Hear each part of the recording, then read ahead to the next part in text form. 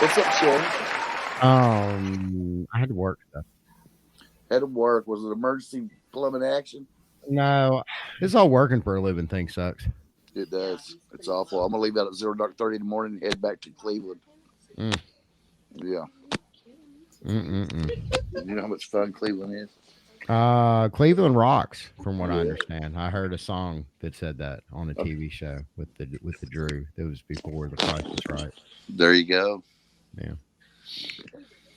Not really a whole lot going on in college football. College football just kind of shut down after the national championship game, huh? Oh shit. No, there's been a lot of movement. This has been one of the busiest off seasons that I can think of in quite some time. And I think a lot of it has to do now with not only coaching searches, which happens every year.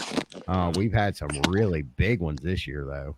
The biggest of all, of course, was Alabama, who immediately filled that slot with one of the few remaining playoff championship coaches left. There were only four to choose from, and we had one of them. So, yep, and there he were was three to choose from. But wait a minute, Harbaugh, that whole thing played out pretty interestingly. Which nobody's surprised. We've talked about it pretty much the whole entire season. When's Harbaugh going to leave? When's Harbaugh going to leave? Well, he's gone. Now my question, actually got a couple questions about that. First off, is the new hire, which you'll have to forgive me, the gentleman's name escapes me. Caleb. Oh, at Michigan, you mean? At Michigan's new head coach. Michigan like now has a new head coach. Didn't let the search go too terribly long. Because it's again, like a lot of other movement. Sharon or whatever. Sharon what? Sharon. That's right. Yeah, Sharon. Yeah, he was the Gary Sharon. No shit. Yeah. Oh yeah. You remember Gary Sharon? Dr. Ball. Gabe doesn't know about Gary Sharon, but we did. Oh yeah. No, I believe he was the defensive coordinator and the interim coach while Harbaugh was on suspension. Yes. No. I think he was the offensive coordinator. Okay. Offensive coordinator and the offensive line coach. Yeah. There you go. And now he's the head coach of Michigan. Is this a slam dunk hire, or do they just shove somebody in there? I mean, was this somebody that was ascending the ranks the correct way? I mean, is this somebody they really would have? I don't think they want to lose their whole coaching staff. They just won a national championship. Michigan hasn't won too many national championships in their history, despite being the one in this program and college football history. Well, they did that long time ago. They went through a little period there, but probably back in the 20s and 30s. I don't know, some shit. It's been a long. Yeah, Sean Devine will know. Actually, a lot of it was even before the 20s. Yeah. Now I got a question: is the NFL rigged? Dane Kelly says that it is, but he can't explain to me. There's a lot more people than just Dane Kelly believe that. And again, you're asking the wrong person, because I stopped watching the NFL a long time ago.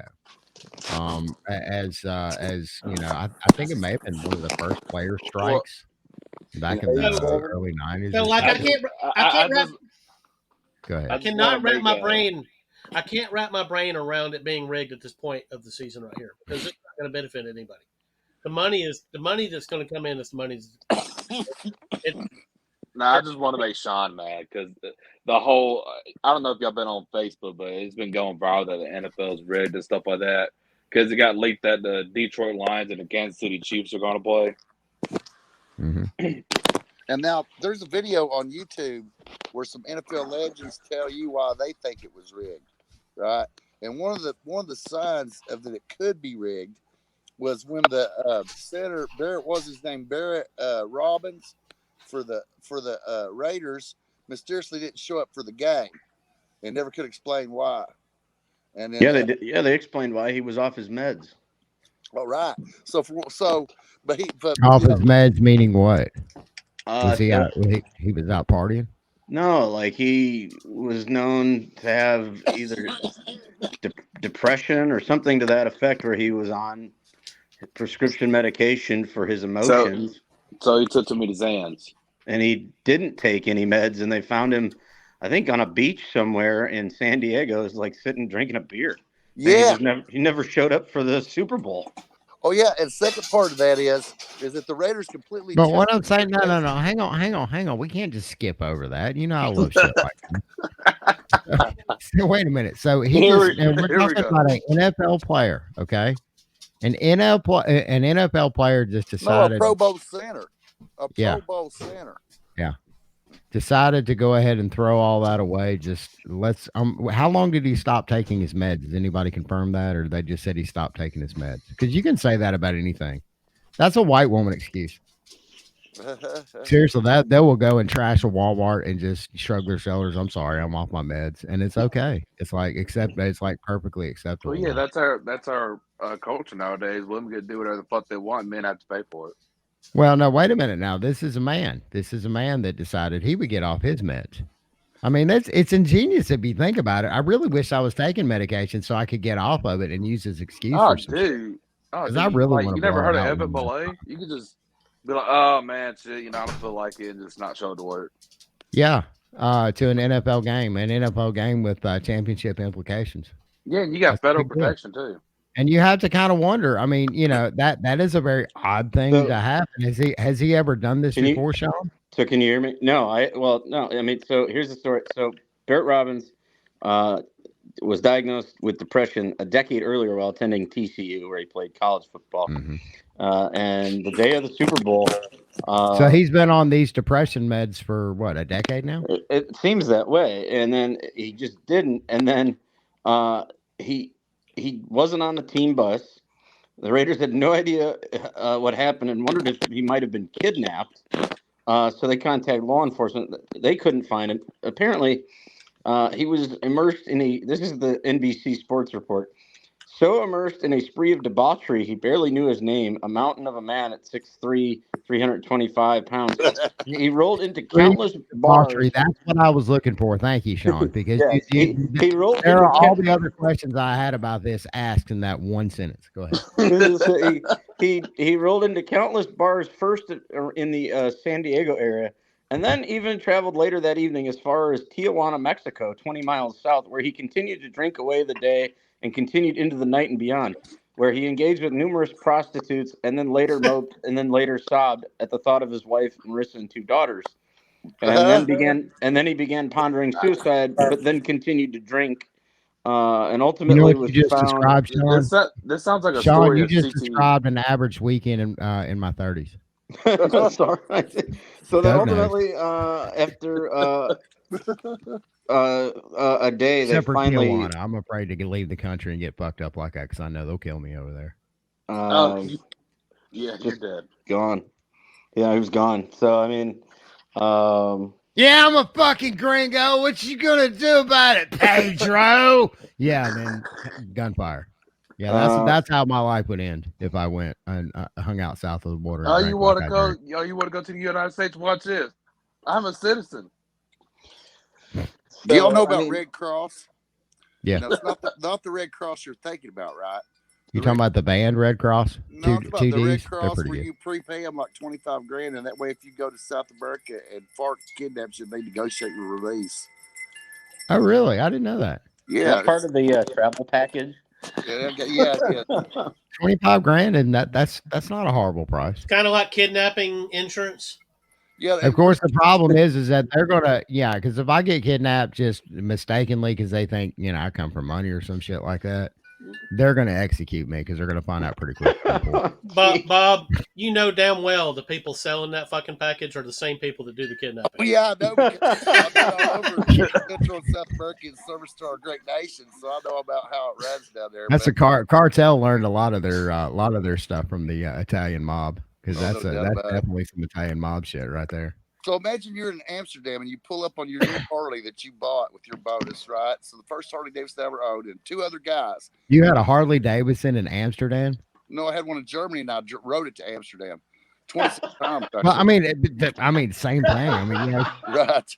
Anyway, so I get to Amsterdam. Such a Bob story. Well, because at that time soldiers could buy Harley Davidsons through a catalog, and they'd ship them right to you for like way below MSRP. Fucking A, that's America right there. Yes, sir. That is America. So the 3 of us rode our Harley Davidsons to Amsterdam. We get up there and we pull up to the damn coffee shop we're going to go in, the Bulldog, right? And these 3 guys outside are with the Hells Angels. And they say, if y'all give us $20 a piece, nobody will steal your motorcycles. So I knew what was going on. since I was raised around bikers, they had their $20. This one dude started fussing. I said, "Shut up, dumbass! Give them their $20." He said, "Fuck them and you too." I said, "Okay." So we went in and partied. I come back out. My Harley was sitting there, and the other guy that paid the $20. There's two there. There, three came and two left. Right. That's right. And then he wanted to ride on the back of my Harley. I said, "You fucking punk! You dropped the F." I guarantee you that. But when they heard that the little flack that he was giving about the $20, that door didn't close all the way before that bike started pulling out. I can guarantee. Well, that's how Red Cross works. Yeah. So, Gabe, we haven't even asked you about Alabama's new coach and your opinion on. Yeah, because you're an Auburn fan, and like we really fucking care. But why would I care when y'all gonna kick my ass anyway? I'm not gonna kick you. I'm not gonna look. Hey, remember when Hugh Freeze got hired? I threw the biggest party. I've been talking about this shit. He will not shut up. I mean, it's like why is this breaking news to any Bama fan that Auburn is shit at sports? Like. I mean, like we're not talking about Auburn. See, that's what I'm saying. You Auburn fans need to calm the fuck down. We're talking about Alabama's head coach right now. It doesn't matter. I could be the coach of Alabama and win 10 games and kick Auburn's ass. No, you can't. Hell, Kalen DeBoer just gave away y'all's 5-star wide receiver, and it's not going to give a shit. No, that was that wide receiver. Wasn't that the wide receiver y'all were trying to get? He gave away y'all's best quarterback, and he gave Ohio State a quarterback, a DB, and a Snickers bar and said, "Have a good day." Yeah, it'd be like that sometimes. I mean, that's fine. Those are people that needed to. They weren't all in with the program. You know what? I mean, but y'all kicked our ass in basketball. We lost again. We suck. You know, we've got more. Hell of a game, actually, Gabe. 6-7 is what Auburn finished last year. Bama's got more problems coming in April, and of course, in April they're going to be able to hit the portal themselves to look for talent, but. Nobody's really mentioned this, but with Saban leaving, there's no way we were going to have some people walk out.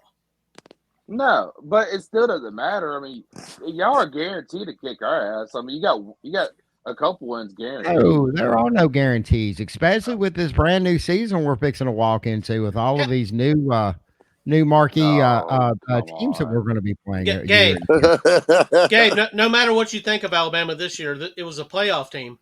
They still fucking almost lost to Auburn. This is Kalen DeBoer's best, like most talented team he's ever going to have. Like after Auburn lost to Mexico State.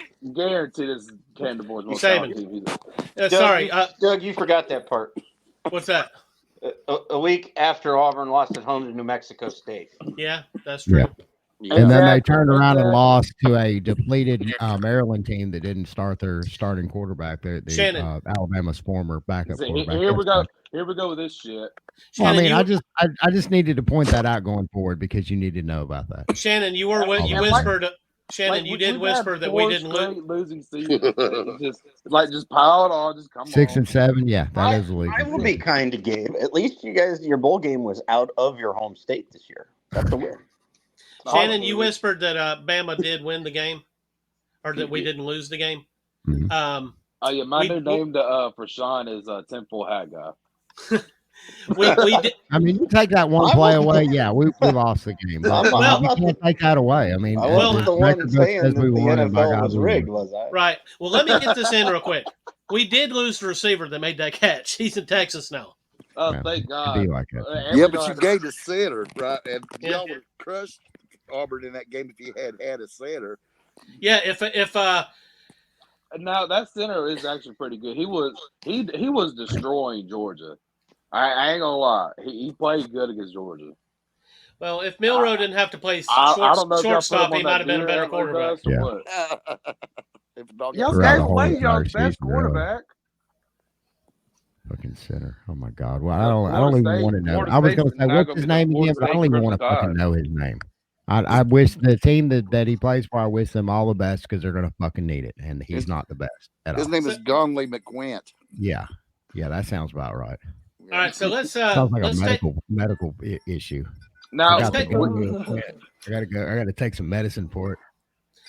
Let's take a break, and we'll be back here in a second. Please.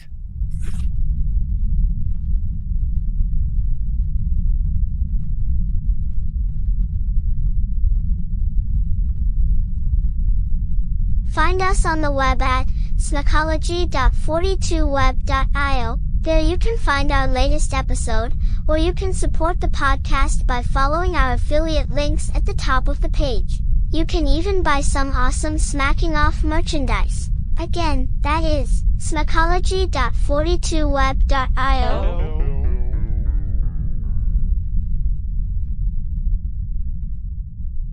We're here at Commonwealth Stadium, representing for the Kentucky Wildcats, right against the Georgia Bulldogs, right? And I'm live here, and there's fun and excitement going on. I know you can see that. This is Smacking Off, the podcast. Hi, we're Fiverr, a global marketplace connecting individuals and businesses with freelancers offering thousands of digital services. Graphic design, web development, video editing, e-commerce marketing. You name it, there's a professional freelancer ready to make it happen. Filter your search by the service needed, budget, timeline, and boom! Fiverr provides a list of talented freelancers to meet your specific needs. Always know what you'll pay up front. No hourly rates, just project-based pricing. And because payment isn't released until you approve the work, you can rest assured that you'll be satisfied with the quality and get exactly what you want. Our support team is always available to answer questions or offer assistance when you need it. With the whole world of freelance talent at your fingertips, what might you achieve? Join today and find out. Fiverr. It starts here. Welcome back. Smacking Off the podcast. I'm your host, Shannon Madden. I'm joined with Doug Phillips. I'm joined with Robert Arthur. I'm joined with Sean Devine. I'm joined with Gabe Griffin. I'm joined with everybody. What's up, everybody? What's going on? We're talking about the new Alabama hire. It's fucking amazing. We're talking about Auburn's 6-7 season and their bowl loss in Nashville. That was amazing too to me. Made me feel good in the pants. And getting dick slapped by Michigan and the cheater Wolverines. Yes, awesome. they lost it all. Calling a quarterback draw on 4th and 3 is just absolutely comical. That was the thing of beauty if you were a Michigan fan. Mm-hmm. What's so bad is if Mildew follows the block, it's he scores a touchdown. You're probably right. Well, they probably still don't win the game though, because Michigan wasn't there to lose. They weren't. They Blake Corum made an executive decision that he was not going to lose that football game. You know, that wasn't the deciding factor. The deciding factor in the game was not holding them when you had the lead in the fourth quarter. Once it went to overtime, I said, this is going to be a problem. And it was. Especially playing. Normally, you want to. Alabama, I think, if I recall correctly, won the coin toss. The decision, though, that was the poor decision wasn't, going on defense first, and Michigan scored. It was, to me, playing at that end of the stadium. That's where, having been there, that's where all their fans were. That's where the noise was. They should have played at the other end of the stadium where the Alabama fans were. I think they would have had a better shot in overtime. But you never want to go to college overtime, because college overtime is garbage. It's a crapshoot. Yeah, I'll say my piece. It is. Yeah. Sean, did you just see that play? I did. Wow. I think we're all watching the NFC Championship. Sports Center is going to have a bunch of plays top 10. Oh no! Oh! Oh wow! What a game this is! This is incredible. I think my stream's behind yours, but Jamison Williams, welcome to the NFL. To the 35. All right, wow. Jamison Williams, terrible fantasy football player, but man, he's come to play today. I had him mostly on my bench all year, but he's playing the game of his life today here in the NFC Championship game. And they finally, trust him enough to use him. So, yeah, it's been a heck of a NFC Championship game. The AFC game was kind of a snoozer. Now, I got a question. Have y'all seen the Keyshawn Boutte fiasco there? Yeah, he's in trouble. Talk about betting on himself and then folding. Yeah. Damn. Well, he did bet on himself, don't get me wrong, but very much like Pete Rose, he was betting on other things too. Yeah, and from what I understand, though, he had a really good success rate, like a really dangerously needs to do it for a living success rate in his betting. And So and then he like made a fair amount of money doing this, right? did y'all see his username was Keyshawn Boutte 01? And It's a covert At operation. least the, at I least don't at think least the Iowa players hit it. I don't think the Chargers are from the feds either. I think it's state, right? It's the state of Louisiana is the ones Well, I hope he cracking down. filed that on his taxes because that will be a federal affair before too terribly long. They yeah. won't pounds of flesh. Yeah, IRS. Well, because you can gamble legally in Louisiana, but you got to be of age. And when he did all these, he was using covert. What he thought Apparently was wasn't covert. that covert. It was not. That screen name again, Gabe? I did. I saw Yeah, the screen. Keyshawn Boutte and his football number. They won't know who I You're am. so fucking stupid. No, That's some shit I would do when I was Screen name John Smith. Are you John Smith? Now that if anything defines Shannon, that's what Shannon should. Hazy thinks Christmas 1 AD. That's his screen name. Well, guys, I got to reel this back just for a second. Talking about the Alabama Michigan game, when either one of y'all, any of us, were watching this game, did we think that both of the coaches coaching that game would be gone at this point? Harbaugh, yes. Saban, no. Yeah, I think it was a given, win or lose. Harbaugh was out of there. That's what's so crazy to me. He finally gives Michigan their trophy and waves goodbye because he couldn't get his three-man panel to. Did y'all see when he was discussing his new contract? A clause in the contract was no matter what, even if I get in trouble, y'all still can't fire me. He wanted an immunity clause. Yeah, I mean, him and his AD just could not fucking stand one another, and that was just an absolute fact. If you're the AD, wouldn't you be pissed? This guy is bringing the feds here all the time. Now they're just asking too many questions, and here we go. Now, here's the question though. Now, do you think that Harbaugh is gone? That Michigan faces any further penalty? Yeah. Oh, that championship's gone. Well, I'm not going to say further penalty. Obviously, they're going to get something out of it, but I don't think it's going to be near as severe unless Harbaugh had actually stayed. I really honestly. I would agree with you on that for sure, but I still think with the NCAA still got an ongoing investigation into everything. Remember that penalty they received last fall was just from the Big Ten Conference. So yeah, I think, and whenever the NCAA decides to finally, finish that investigation. Could be next year, could be 5 years for all we know, because they, the NCAA moves like molasses. But I still think, there's going to be significant punishment, for sure. There should be because it's material cheating, right? Yeah. To me, it's cheating the game, competition, and that's that never flies in my book. Exactly. If it's off-season stuff, recruiting, okay, maybe, sure, fine. You have a little more leniency, but not in season when it's affecting the game's outcome. I mean, that's quite awful. No, I agree. Absolutely. So they've got. Honestly, I love it. I love a good cheater. Did you like Mac Brown at Texas?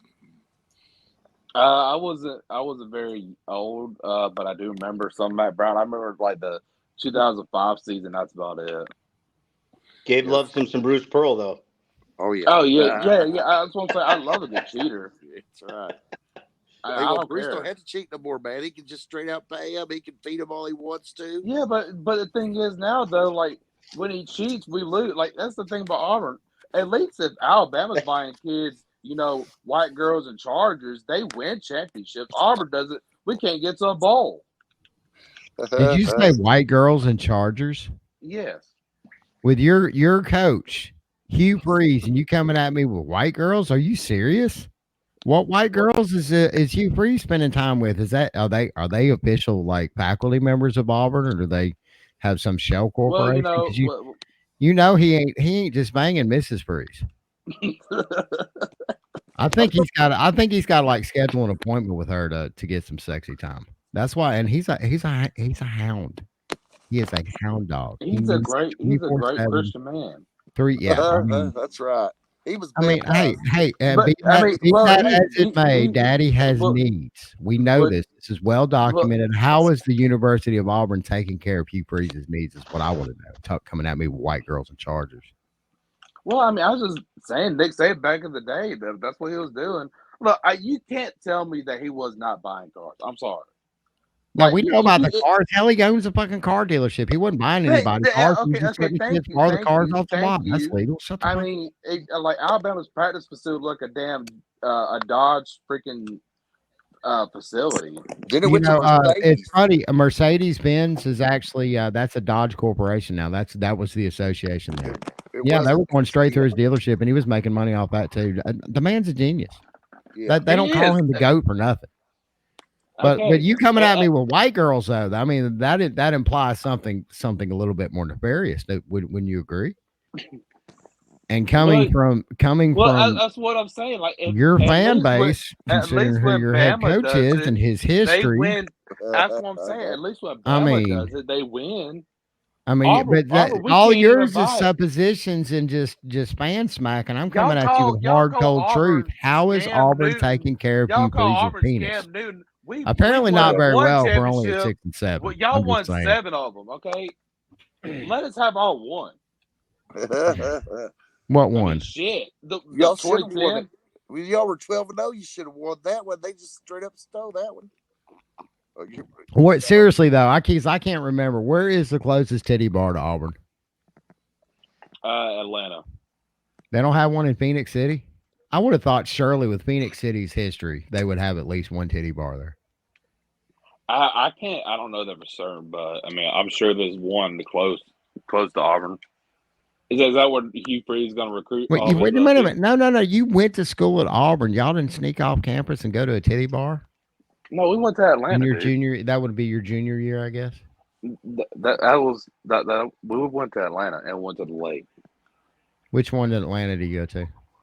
Well, Pete Pony. That's a good. Yeah, it is.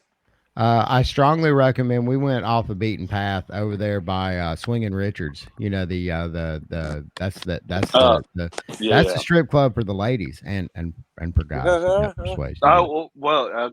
Here. Swinging Richards, but Swinging Richards right across the street from there. There's what is that, like the Dollhouse 3 or something like that? One of the a little bitty tiny little hole in the wall. Man, I had one of the best fucking times in that little bar. And then we went across the street to the Vortex because the trick was I had 2 gay friends of mine with me. And we had our designated driver was a straight dude. He was our drummer. The trick is that we were all going to go to the strip club first, have guys time, and then we are going to let our gay friends go across the street because there was Swinging Richards was right next to this gay bar. Yeah, it was like a meat market gay bar over there. So they wanted to go hang out there for an hour or so, and I'm fine with that. I've been to gay bars before. Our designated driver has not. So we go to the titty bar. We have this absolute wonderful time. We're making it rain. I think I just got like an income tax check or something. So I had some disposable income, and I was disposing of it wisely. Oh, and we go in there, just blow it out. Of course, I come into a guy, and I didn't realize this at the time. And guys, this is a pro tip. If you got some gay friends, take them to the strip club one day. Oh my God, all the girls in the whole place, you don't have to make it rain and they will come over there and hang out with you because it's a fascinating scene for them. They don't see shit like this.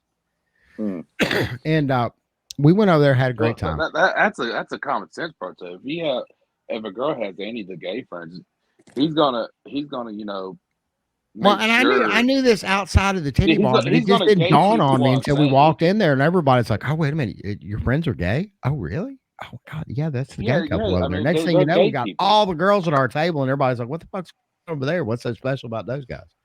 So anyway, long story short, though, we leave there and then we go across the street and we walk into the gay bar. Now, the gay bar closes at like 2 a.m. because of the liquor laws. It's Saturday night, Sunday morning.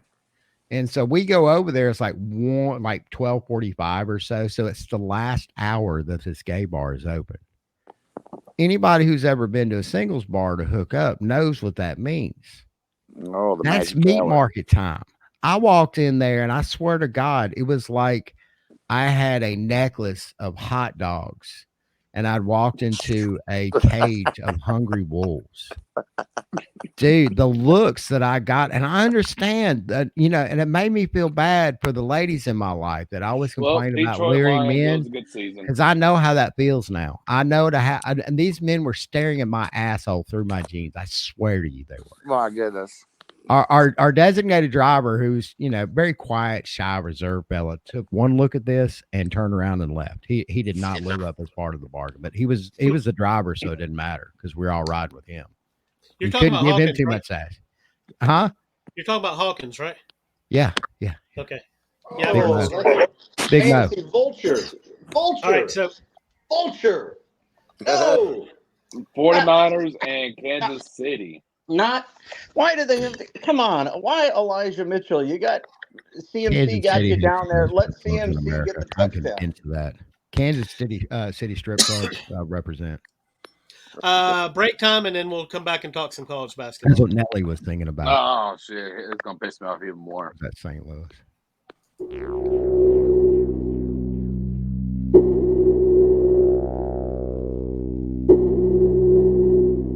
You are now watching or listening to Smacking Off the Podcast. If you love it, tell your friends about it. If you hate it, share it with your enemies.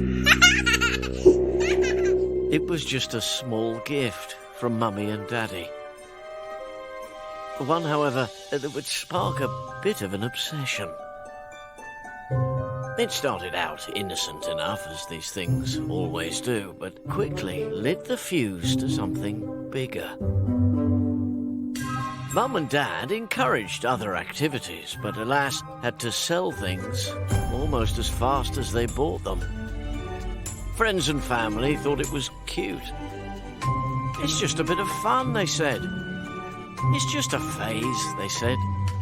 Well, it's all fun and games until your child is 34, still lives at home, and absolutely nothing has changed. These things should really come with a warning label. Buy, sell, eBay. You are now streaming Smacking Off the Podcast. You can keep up with our current activity on Facebook at Smacking Off or Smackologists. Find us on YouTube at Smacking Off the Podcast. And stay right where you are. More Smacking Off the Podcast is headed your way. Hey, this is Kyle Golick of the Smacking Off the Podcast. I'm at the Basketball Hall of Fame. You don't need to come to Springfield, Massachusetts. We got our own Hall of Fame analyst in Dr. Balls. Dr. Balls is a presentation of Smacking Off the Podcast.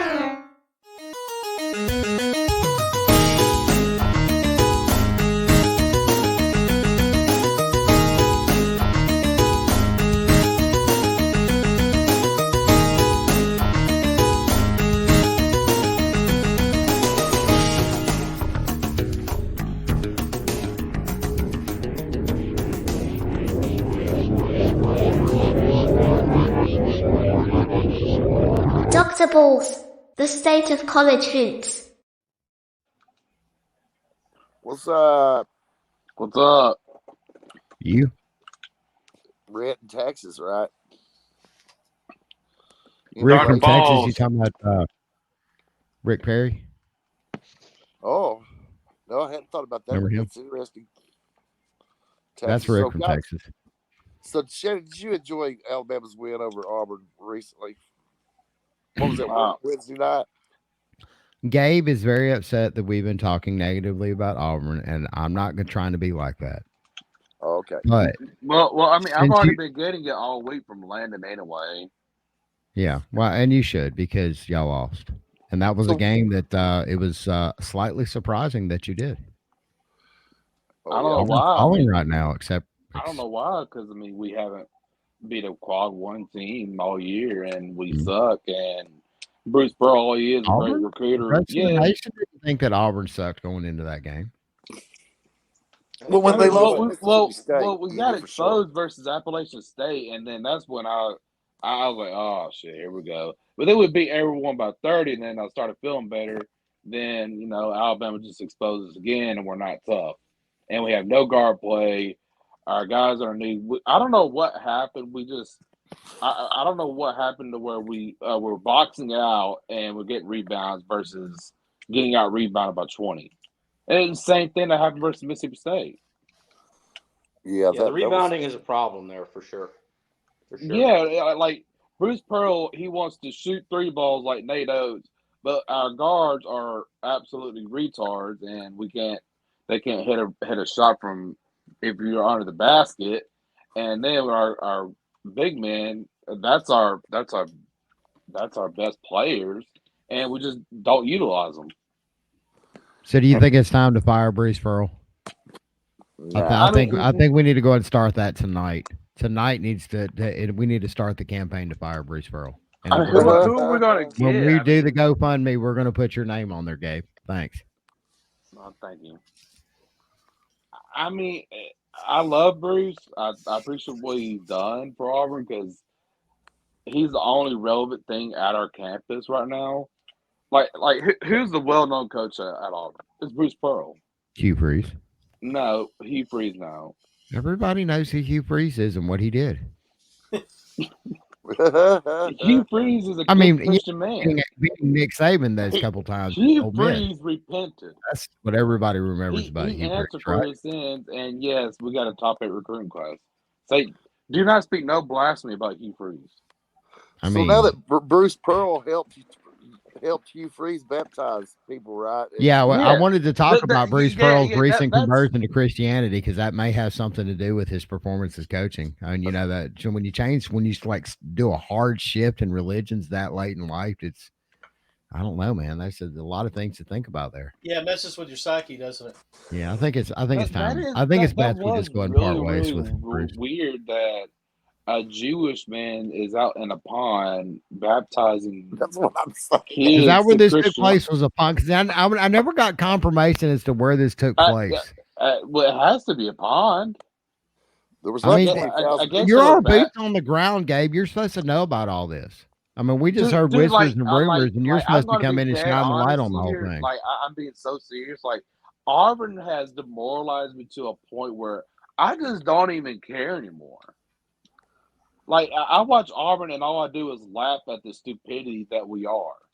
I mean, that was kind of self-parody. And then landed. Like, we got a Jewish man out there in a pond baptizing students. With Hugh Freeze, no less. And then Democrats. With Hugh, and why lightning didn't hit that pond and, like, incinerate Hugh Freeze in that moment it still fascinates me. And I'm not saying that people can't change, but come on, man. You can't just get up there and, like, be the one in charge of all that. New York Times. Amount of purity. Even funnier, though, the New York Times runs a fucking hit piece on Auburn saying that we can't promote Christianity at our public school. But it's not just promoting Christianity. Look at the people that are doing this, too. Like, again, we all know what Hugh Freeze famously did at Ole Miss. The whole situation. I respect it because, like, I am a Christian man, but, like, to sit here and say, like, okay, my Jewish basketball coach is in a basketball and his pervert football coach is out here laying hands on people like they're the second coming, man, like they're Benny Hinn or some shit. Jeez. Golly, that's. I mean, y'all got me on that one, dude. That was a good one. I mean, all Saban did was like, I don't know, take up arms with his players for Black Lives Matter or something like that for a quick march. And they're lucky they got that out of him. I mean, if he was on the bank praying with him or holding his hands up or something, I'd be okay with that. I mean, that's what they do in church and shit. But he ain't supposed to be leading a procession. Come on, man. He knows what he did.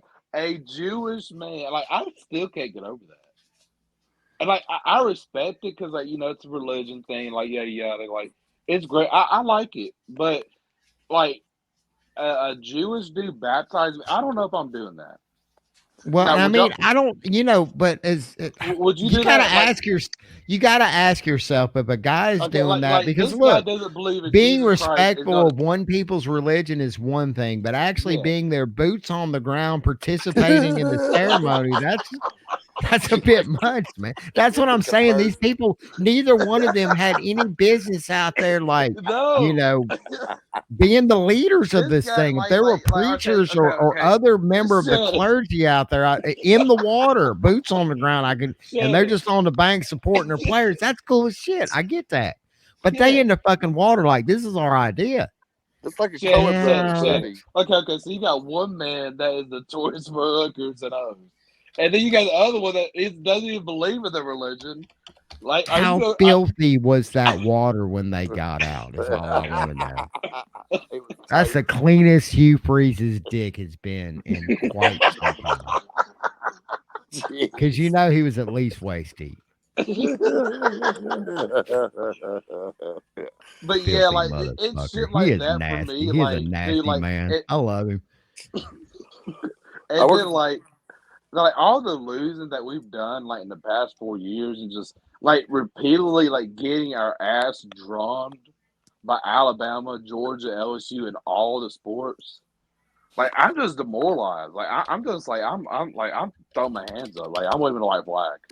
As an Alabama fan, that makes me happy. I mean, like, really, like, I just don't. I mean, care not. Hey, I don't want to see you personally suffer, Gabe. You're a wonderful human being, but you, as an Auburn fan, you can suck it. So, speaking of which, you know, I noticed that a lot of the top 25 road teams lost, right? Like Dayton was number 16, lost to Richmond. That was an interesting game. And oh yeah, and Sean, shout out to Creighton for beating DePaul. Oh yeah, y'all made DePaul's coach quit. How do you feel about that, Sean? You made a man lose his job. How do you feel about that? Yeah, I mean, that was going to happen sooner rather than later. I mean, DePaul has been down for a long time. All right, so all right. So I got a question. Here. Okay, so would you get baptized by you, Freeze, or Bruce Pearl? Probably. I mean, I think it's like Shannon said. They can be at the event. I just don't think they should probably be the ones doing it. I think you should probably have proper clergy doing it. But now, what was your thoughts on the situation? Like, you were quiet the whole time. But at me, like, I think supporting your players chance. is fine. I don't, you're a coach of any team and you want to be at an event that your players are at and you want to support them. Yeah, I don't have a problem with that, regardless of whatever your religious choice is. It's fine by me. I think you should probably let proper clergy of whatever religion you are do the actual work. That's all. Yeah. So, as being from Appalachia, Old Regular Baptist is ingrained in our society here, right? And you have like an old Regular Baptist preacher and moderator there, and you're in some muddy river in Eastern Kentucky or West Virginia. There's people standing all around. It's like a Coen Brothers movie, right? But what went on there is like you had that scene, but it's like Lammy of Motorhead doing the baptizing. You know what I'm saying? So, I mean, yeah, it's unfortunate to answer your original question that DePaul fired this guy, but I mean, DePaul needs to commit and find an actual quality head coach, something they haven't done since, the 90s. When's Georgetown going to fire, God, what's that dude's name? They're not going to fire They're not going to fire Ed Cooley. It's his first year there. It's a big rebuild there at Georgetown. It'll take him probably 3 or 4 years, but Georgetown will eventually get back. Ed Cooley's too good of a coach to not have that happen. I mean, the hullabaloo was simply, it's, when you go to a different team in the conference, there's going to be kind of a painful, reunion.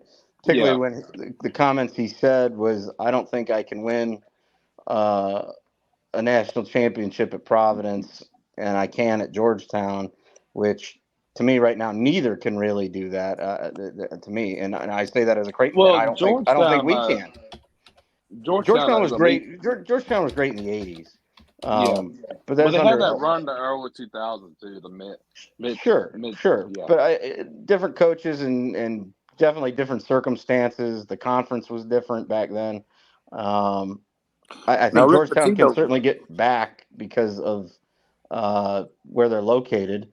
In DC, but It's just going to take time. The last two coaches, Patrick Ewing really set that program back, in my opinion. Yeah. That's actually what I was thinking about, Patrick Ewing. Yeah, Now Rick Patrick Pitino. Ewing. Rick Pitino took Providence to the Final Four, and his was but Billy Bob, Donovan. that was a long time ago. Well, the point, so it's possible, is what I'm saying. And the point guard was Billy Donovan. Sure. Oh, and even long before that, I think Bad News Barnes took Providence maybe to either the Elite Eight or the Final Four in the late '60s, early '70s. I think. It's not So impossible. I guess it is possible. I never say never, but Cooley took him to the tournament a number of years there while he was there, and it's like they never quite. The Detroit Lions, they lost. I mean, I will say this, Phil: the Dunkin' Center, the Dunkin' Donuts Center that they play in Providence, man, that's a hard building to win at when it's rocking and rolling like it was the other night, and those kids were fired up to give Cooley some payback for leaving them in the lurch. And Providence really took it to him. Kudos for Georgetown even hanging around in that game for a while, because Georgetown is at the bottom of the bottom of the conference. So there's some rebuilding to do. He's doing all right with what he's got, and I think Georgetown can recruit well. They're in a good situation as far as the DC, Baltimore region. There is great recruiting. Virginia, there's talent in Virginia as well. Yes. Granted, you're going to fight Virginia for it. And even Richmond. But think about this: if you're in Virginia and you're looking at Cooley, or you're looking at playing at Virginia, you're like, well, hell, at Virginia, I mean, he's slowing the ball down so bad. Yeah, Cooley runs a much more fun system to play in if you're an offensive player. Tony Bennett, that offense is, like you said, is slow. It's somewhat anemic. They like to play the game in the 40s versus Cooley likes to play the game in the 70s and the 80s. So, yeah, Georgetown would be a much more fun. Yeah, that's what Auburn ran into versus Mississippi State. And we just could not adapt. Hold that thought, fellas, and we'll be right back.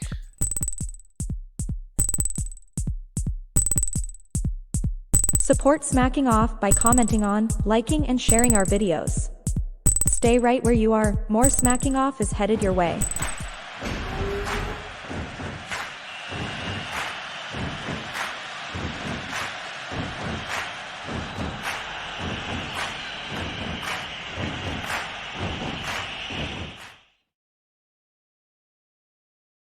I just received a marketing plan from a freelancer on Fiverr. It's great. And the way I'll present it will really take it to the next level. Check it out. Skills. We're developing that with a freelancer, and it's excellent. It's probably my feedback that made it so good. And you know who came up with the idea to use Fiverr? Liam. And who hired Liam? Me. Just to be clear.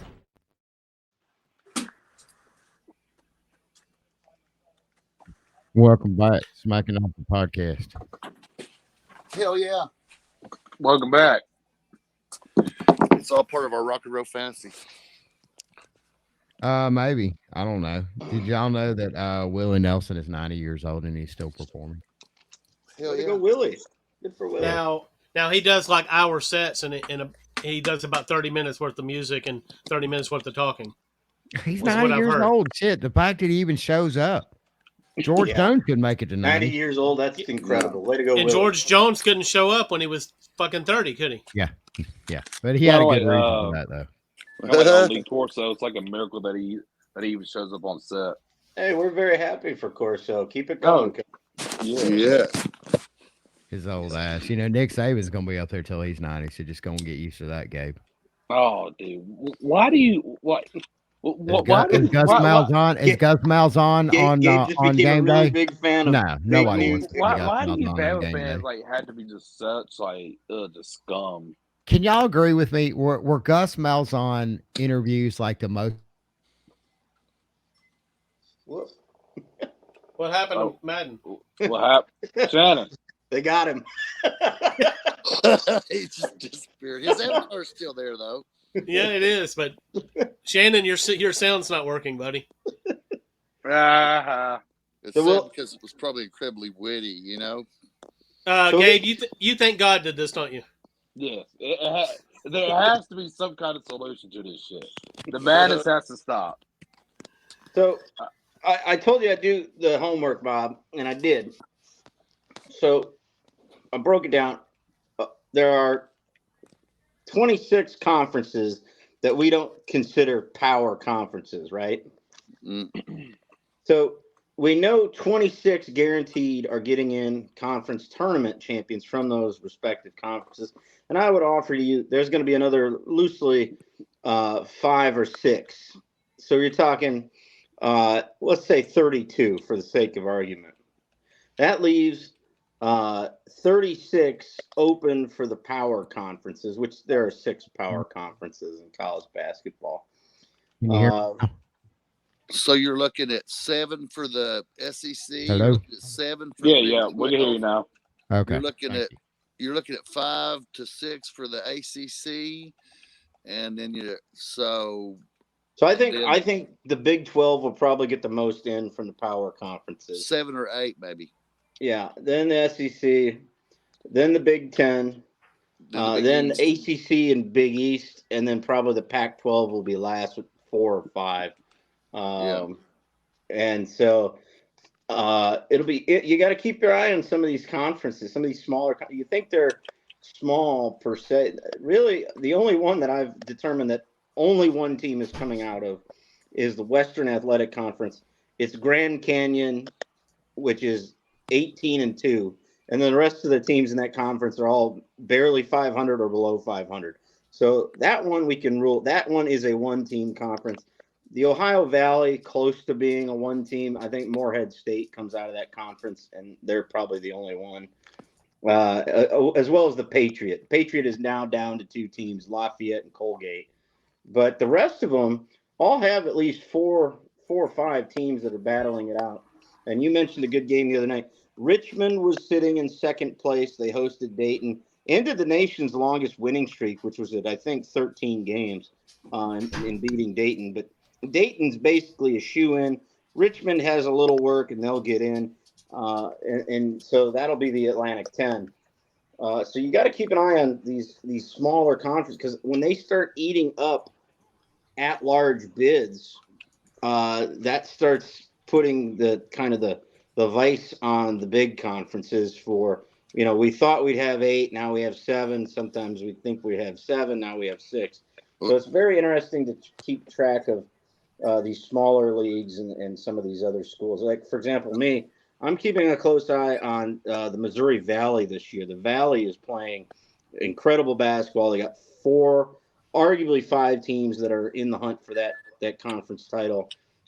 Indiana State, Drake, Bradley, Northern Iowa, and just barely sneaking around, keeping their head above water is Southern Illinois University. So I'm keeping an eye on that conference. But I think Colorado State and Utah State are pretty interesting as well. Now you got Boise State too in that conference. Yeah, the Mountain West had the most of the smaller conferences. I counted 1, 2, 3, 4, 5, 6, 7 schools all kind of in the running, fighting for what I would conservatively say is either 3 or 4 bids from that conference. Utah State, Boise State, New Mexico, San Diego State, Nevada, Colorado State, and Wyoming. Yeah, Wyoming just beat Colorado State in a tough game yesterday. That was a great game. That was a grinder, man. That was, and that'll take Colorado State out of the top 25. I think they were 24 last week. This week, I don't think they'll be ranked. But they've got Colorado State that still has a good resume. Boise State's been playing some really good basketball as of late. They lost to Utah State. That's kind of a rivalry game, That is a big rivalry. Absolutely. So what's interesting about the way you broke down those conferences is where you get your upsets is in the seeding, right? So they might not seed some of these smaller conference schools because the sports writers don't have chances to look at every team in the committee. Everybody may not do their due diligence, and some just go chalk. So what happens is a team that's strong from a smaller conference can steal a game, especially like a 5-12 matchup during a tournament. The other thing I always love is that when I look at these conferences, we forget about them after football season. They're usually the SEC Cupcake Saturday in November. For example, leading the SoCon is Samford, and I expect Samford to go to the tournament this year as the SoCon rep. They're playing really good basketball right now. Yeah, they're 18-2. They're 18-2, and most They're of their wins undefeated have at not been home. close. They're not squeaking these out. They're playing really good basketball. Hell yeah, and they their 2 losses wasn't. Let's see, wasn't one of them to. Let's see. Let me pull it up real quick here. See, I think they played Purdue, didn't they? I think Purdue is one of their losses. I can't remember who the other one was.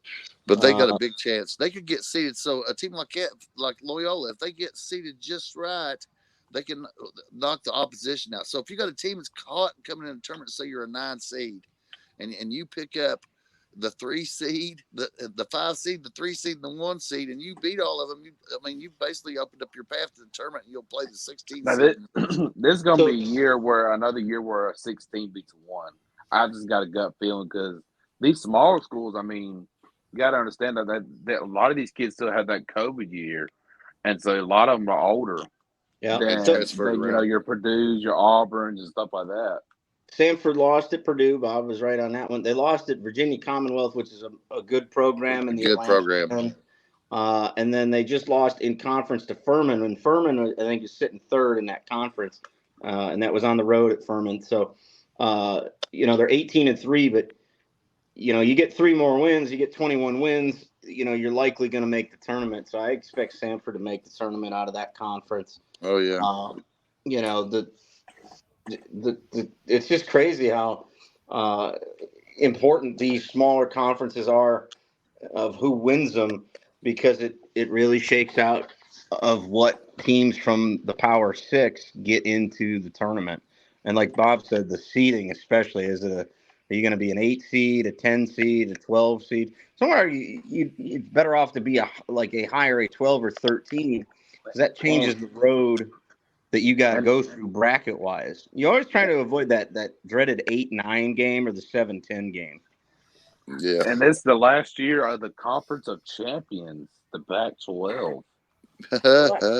Kinda, yeah. It's gonna hang around as the Pac-2. Yeah. Now, I got a question. Why won't Oregon State and Washington just join the Mountain West? Are they just that's what's going to happen. It's going to be more of a merger, though. Yeah, I think they're going to retain the name Pac whatever, and then take those Mountain West schools and bring them in, and now you have because the minimum threshold. Oh, so the Pac-12 will fuck up that conference too. Well, those schools will find homes. They're just going to annex them. Yeah. See, what's going to happen is them schools will get all the money left on the contract this year. Oregon State, this is what people are not seeing in this. So we can laugh at Oregon State and Washington State won that litigation. Oh, yeah. Didn't Oregon State, Washington State, didn't they join the West Coast Conference for basketball? No, they did not. Oh. No. So what games do we have to look for this week, guys? Well, before we talk about that, I'd like to talk about the Iowa State beat Kansas. That was a great game. Great game. And then Oklahoma, per Sean and I's prediction, lost to Texas Tech. We still don't believe in Oklahoma. But so what's coming up is, and obviously Kentucky beat Arkansas. But UConn crushed Xavier. So tomorrow, Duke and Virginia Tech might be interesting. Houston's playing Texas. It's a slow night. Texas is going to be a game. That will be a game. And then you got Texas Tech and TCU. And TCU just won a big overtime game the other day. And then Marquette and Villanova might be interesting, though I feel Villanova's down. And, I think it's going to be a great game. You're talking Villanova's 3rd in the conference, Marquette's 5th. That's a pivotal game in the Big East for sure. Auburn hosts Vanderbilt, and then we go on the road to Ole Miss. The Vanderbilt game's nothing. That's Vanderbilt's at the bottom of the conference. Well, we need our cupcake. We need a nice W.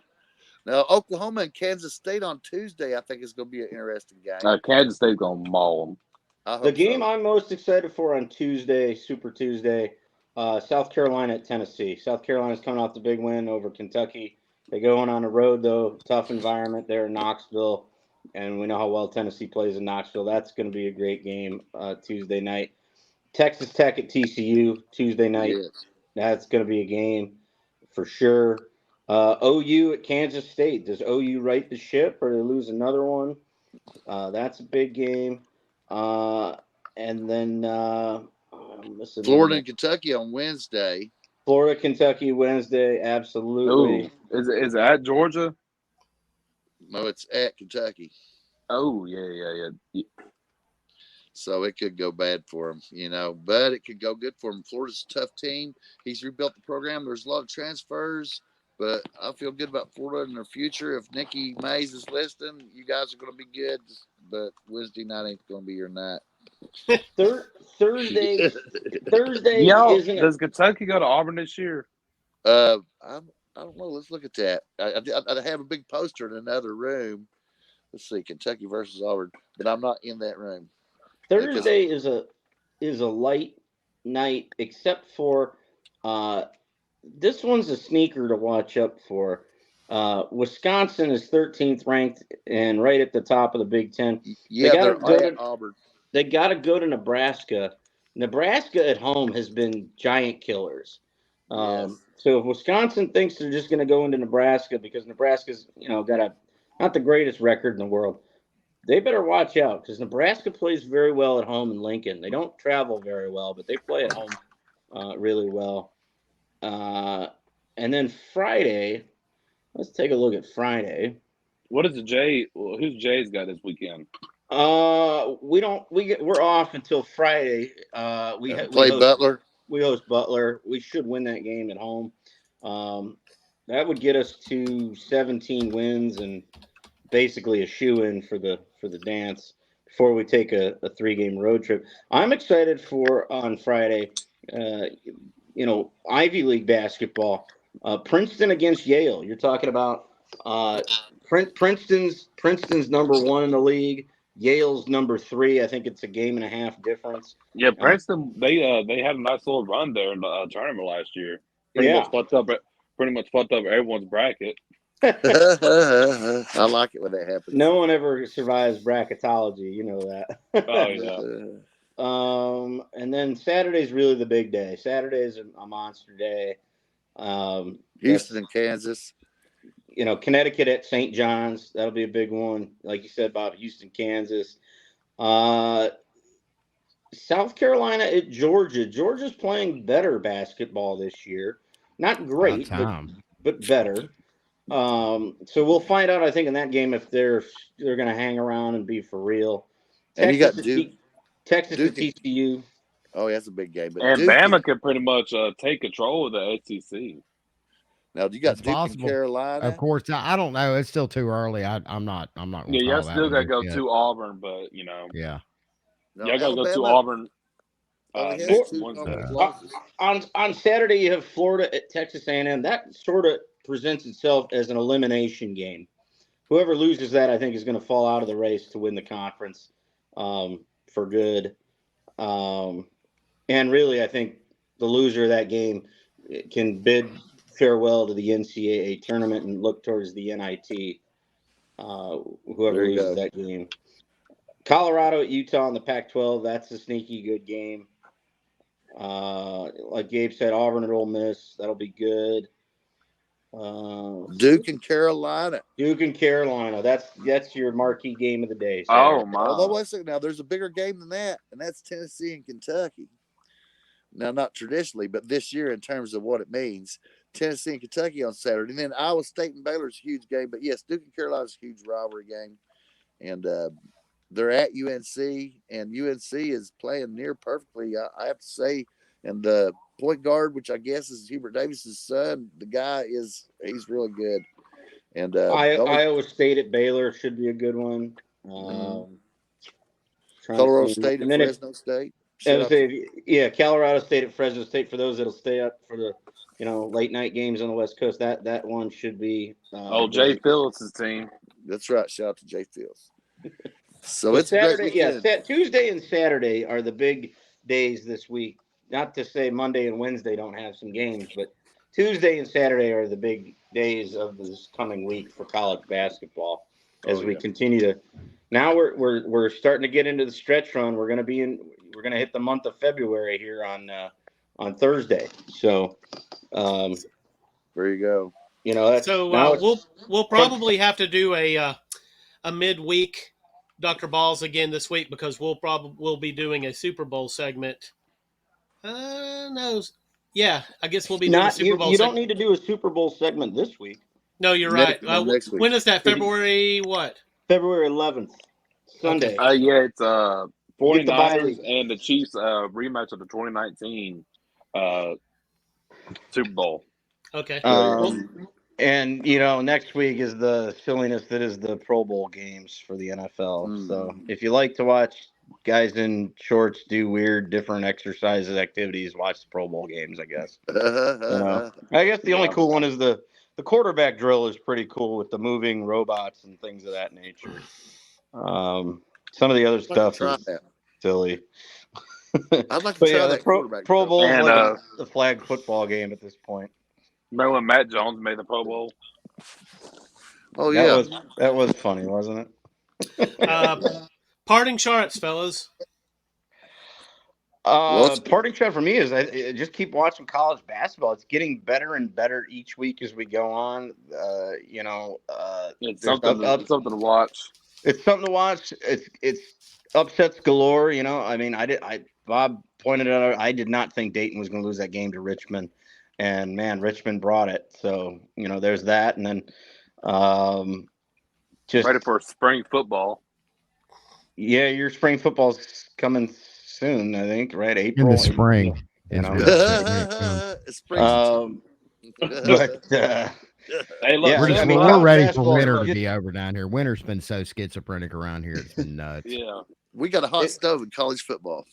Yeah, I mean, to me, it's just the college basketball is just starting to ramp up with the drive to the conference tournaments. And then from that, we'll get right into March Madness, and we know how awesome that tournament is. The drama. Then after basketball, we got baseball and spring football. So, yeah. So, sports is still going on.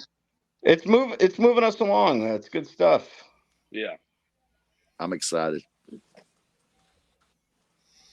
Doug, all right. Anybody else? Do you have a parting shot, Doug? Yes. Fuck all y'all. I'm going to bed. All right. War Eagle guys. I still love my team, even though I hate them at the same time. There you go. All right, guys. Y'all have a good night. You too. Take care, y'all.